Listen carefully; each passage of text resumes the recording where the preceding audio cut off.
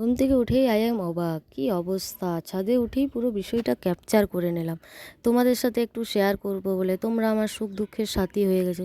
দেখতে পাচ্ছ রোডের অবস্থা কী? বৃষ্টিতে পুরো ভিজে গিয়েছি। যাই হোক, আমার অনেক কাজ আছে বাবা, আমি কাজগুলো করে নিই। ওয়াশিং মেশিনে অনেকগুলো কেচেছি। দুদিন ধরে মেঘের যা জ্বালাতন, কালকে অনেকগুলো কাচা হয়নি। তাই আজকেই কেচে নিলাম সব একসাথে। আর না কাচলে পড়ার মতন সেইরকম নেই। এবারে সব আলমারি থেকে বের করতে হবে।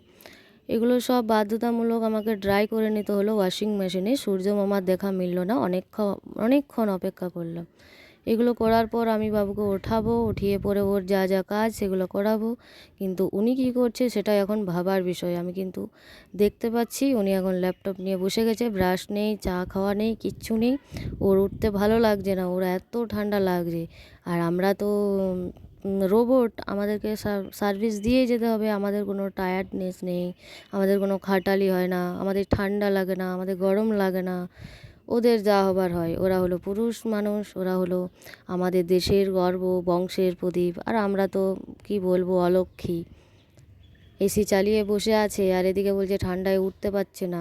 আমাকে বললো 1 কাপ চা খাও তবেই উঠবো। যাই হোক, খাওয়ানো যেতেই পারে, আমিও একটু খেয়ে নিই। দেখা হচ্ছে পরের ভিডিওতে।